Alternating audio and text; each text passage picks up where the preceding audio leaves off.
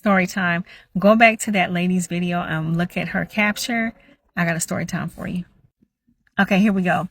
So I was going to this mega church here in the state of Georgia. I'm not going to mention the church's name, but I went to this huge church in the state of Georgia. And I remember I got laid off at my job and I was in an apartment, and I ended up going to the church for help. Okay, so I ended up going to this church for help. At this particular time, I didn't have any hot water. And what I was doing was boiling water over the stove, and I was actually putting it in this bucket I bought. I actually taught my daughter how to do it too, how to boil the water and actually put it in the bucket. And that's what I have been doing. And I was doing that for a good 3 months. And I'm like, man, how can I get ahead? I knew I had to have a roof over my head, but I was like, oh, okay, then I can do away with the hot water. But then I was just like, you know what? Why not just go to the church and ask them for help?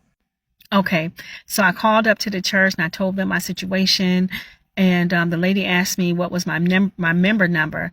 And I didn't remember my member number. And she actually pulled it up and she said, you know what? I'm going to send you an email with the form and then you send it back to me. Okay, so they end up getting the paperwork back. And then she ended up calling me that same day. And she said, I pulled up your record and I see, okay, yeah, you are a member here. But then she also said that I see that there's some months that you did not give or tithe. What was up with that? And I was like, what? I was telling her, I was like, you know what? At the time, I didn't have any money to give at that time. Okay, so she said to me, she said, well, we're going to make a decision. She said, I'm going to bring this to my manager and we're going to actually look at this and we'll get back with you the next day. Okay. Okay, here's the ending. So they called me the next day and the lady called and said, hey, I talked with my manager. He said that it's okay. They're going to go ahead and give me the money that's for us to pay my rent so I can turn my gas on. And I told her I appreciate it. And you know what she told me? She said, I just hope that you have enough money next month to pay all of your bills. And I said, ma'am, I have a job interview, so I'm going to be good. I just needed this and I appreciate it.